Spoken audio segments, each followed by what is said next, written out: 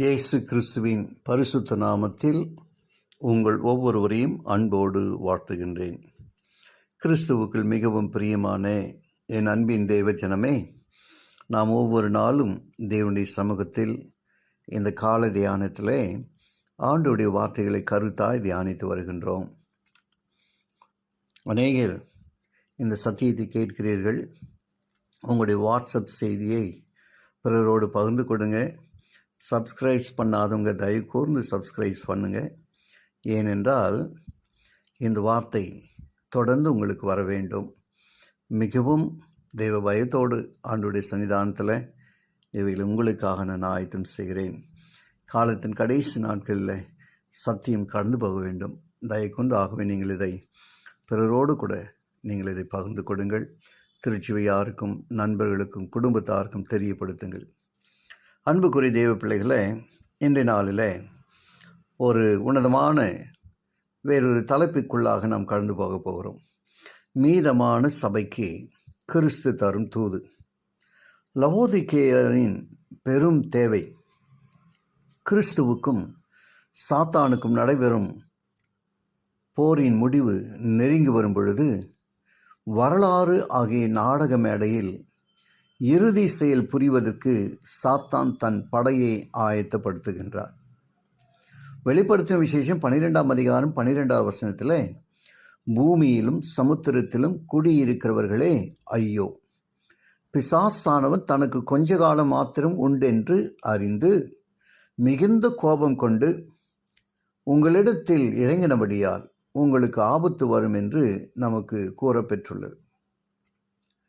1 பேதுரு 5ஆம் அதிகாரம் 8ஆம் வசனத்தில், தெளிந்த புத்தி உள்ளவர்களாய் இருங்கள், விழித்திருங்கள், ஏனெனில் உங்கள் எதிராளியாகிய பிசாசானவன் கெட்சிக்கிற சிங்கம் போல் எவனை விழுங்கலாம் என்று வகை தேடி சுற்றித் திரிகிறான் என்று பேதுரு கூறுகிறார்.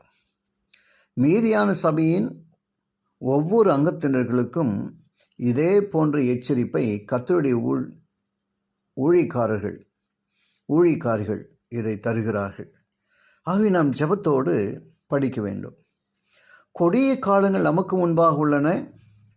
சத்தியத்தை பற்றிய அறிவை உடைய ஒவ்வொருவரும் விழித்து கொண்டு தங்கள் ஆவி, ஆத்மா, சரீரத்தையும் கடவுளுடைய கட்டுப்பாட்டிற்கு உட்படுத்த வேண்டும். சத்துரு நமது பாதையில் பிரவேசித்திருக்கிறான்.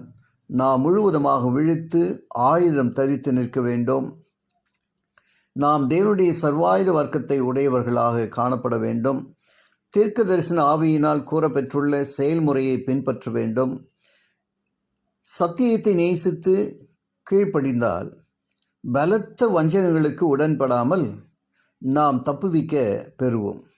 சபைகளுக்கு அளிக்கப்பெற்ற ஆலோசனையின் மூலமாக தேவன் நம்மிடத்தில் பேசுகின்றார். நாம் இப்பொழுது செய்து நிறைவேற்ற வேண்டிய கடமை, நாம் மேற்கொள்ள வேண்டிய நிலை பற்றி தெளிவாக ஆவிக்குரிய சத்தியங்கள் நமக்கு உரைக்கின்றன.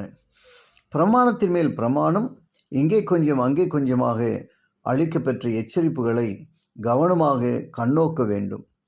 இவற்றை நாம் அசட்டு செய்தால் நாம் எவ்வாறு தப்பிக்கொள்ள முடியும்? ஜெபிப்போமா. கிருபையுள்ள நல்ல பிதாவை உமக்கு நன்றி சொல்கிறோம். இந்த புதிய தொடரின் வழியாக மேன்மையான சத்தியத்தை நாங்கள் படித்துக்கொள்ள எங்களுக்கு உதவி செய்யும். கேட்கிற ஒவ்வொருவரையும் ஆசீர்வதியும். இயேசுவின் வழியாக ஜெபிக்கிறேன் நல்ல பிதாவே, ஆமென்.